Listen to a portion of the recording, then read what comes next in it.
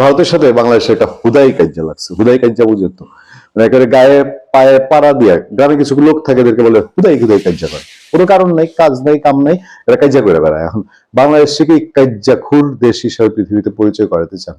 আপনার মর্জি হইলো, কোনো কারণ নাই, যুক্তিযুক্ত কোনো সমস্যা নাই, আপনি গিয়া সমস্যা মিটানোর পথ আছে, আপনি গিয়ে ভারতের দূতাবাস বন্ধ করে দিবেন, বাংলাদেশ ভারতের দূতাবাস করতে দিবেন না, লাথি দিয়ে নাকি বের করে দিবেন।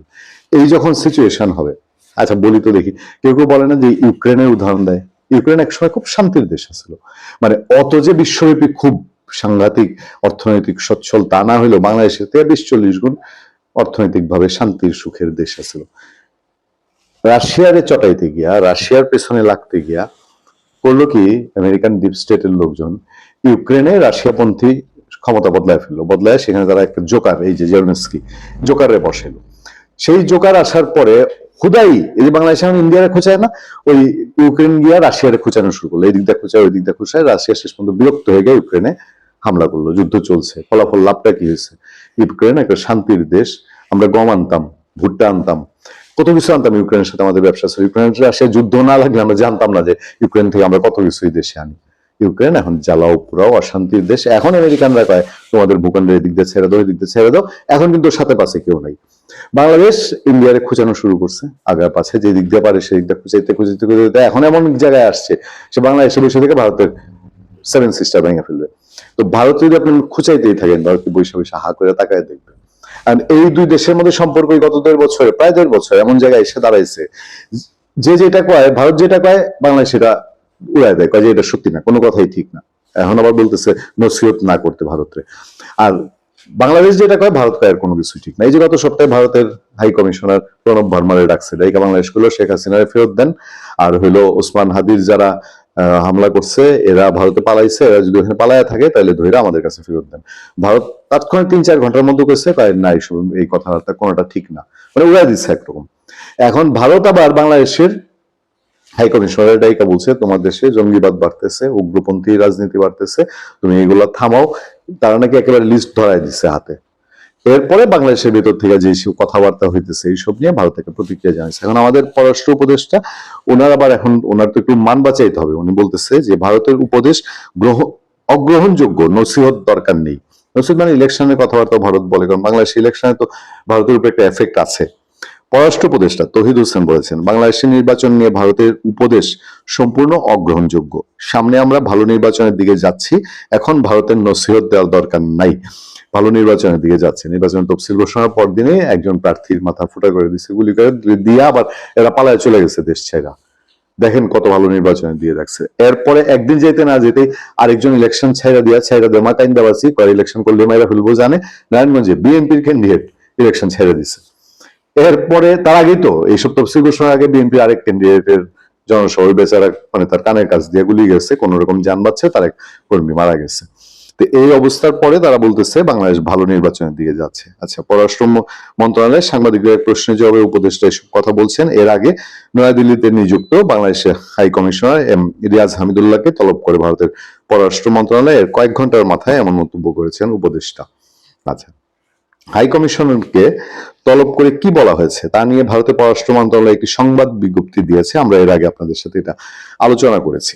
সেখানে বাংলাদেশে আসন্ন নির্বাচনের প্রসঙ্গ ছিল। এতে বলা হয় শান্তিপূর্ণ পরিবেশে অবাধ, সুষ্ঠু, অন্তর্ভুক্তিমূলক ও বিশ্বাসযোগ্য নির্বাচন আয়োজনে আহ্বান জানিয়ে আসছে ভারত।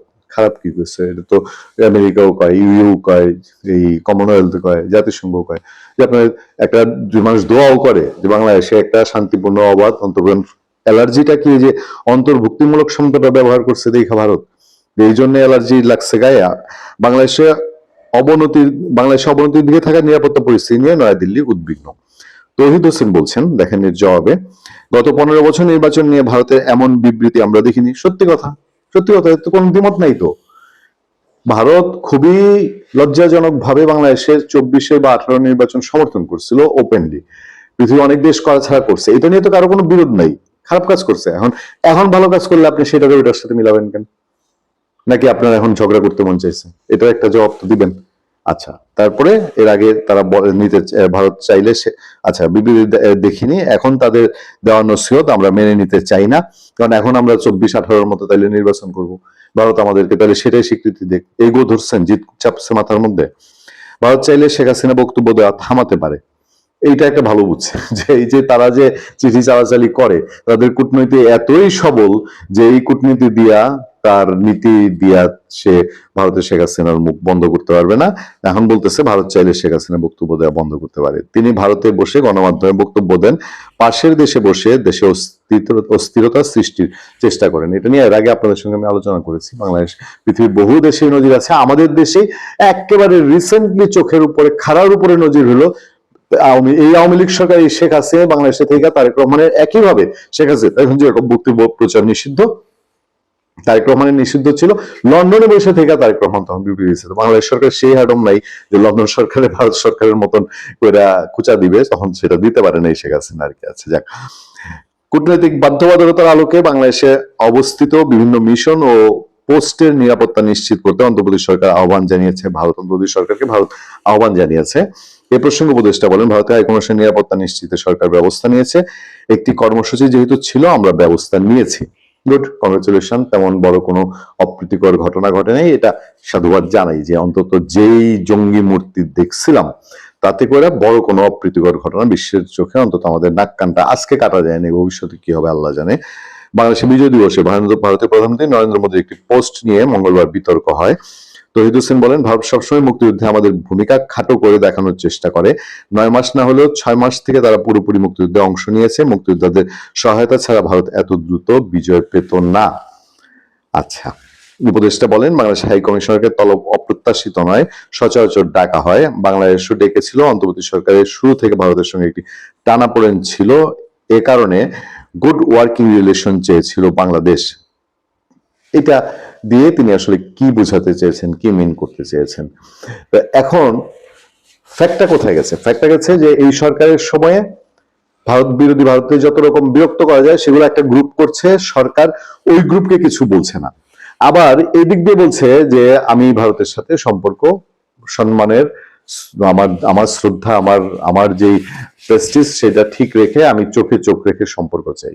কিন্তু তারই আবার অনুকূল পরিবেশে, সরকারের তৈরি করা অনুকূল পরিবেশে আরেক গোষ্ঠী আবার ভারতকে দিন রাত জ্বালাইতে জ্বালাইতে সর্বোচ্চ জ্বালানো জ্বালাইছে। তখন পাকিস্তান হাই কমিশন বা পাকিস্তান নিয়ে, পাকিস্তান যে 71 সালে বাংলাদেশেরই সৃষ্টি বিরোধিতা করেছে, এখনো ব্যাম্বু দেওয়ার জন্য, বাঁশ দেওয়ার জন্য যার পণ্যায় চেষ্টা করতেছে। ভারতের সাথে এই গ্যাঞ্জাম লাগাইলে সবচেয়ে বড় উপকার হবে পাকিস্তানের। বাংলাদেশের মানুষের, ইউক্রেন মানুষের কপাল থাপানো। ভারতের কঠিন হুঁশিয়ারি। পররাষ্ট্র উপদেষ্টা নির্বাচন নিয়ে নসিহত চান না, তো তিনি কি তাইলে ওই 18 এবং 24-এর নির্বাচন যেটা ভারত সমর্থন দিয়েছিল, যেটা বাংলাদেশের মানুষের কাছে অগ্রহণযোগ্য, সেরকম একটা সমর্থন ভারত দিলে পরে ভারতের সাথে তার সম্পর্ক ভালো হয়ে যাবে? ভালো থাকবেন, সুস্থ থাকবেন। আপনার সাথে আমি আতিক রহমান, পূর্ণিয়া।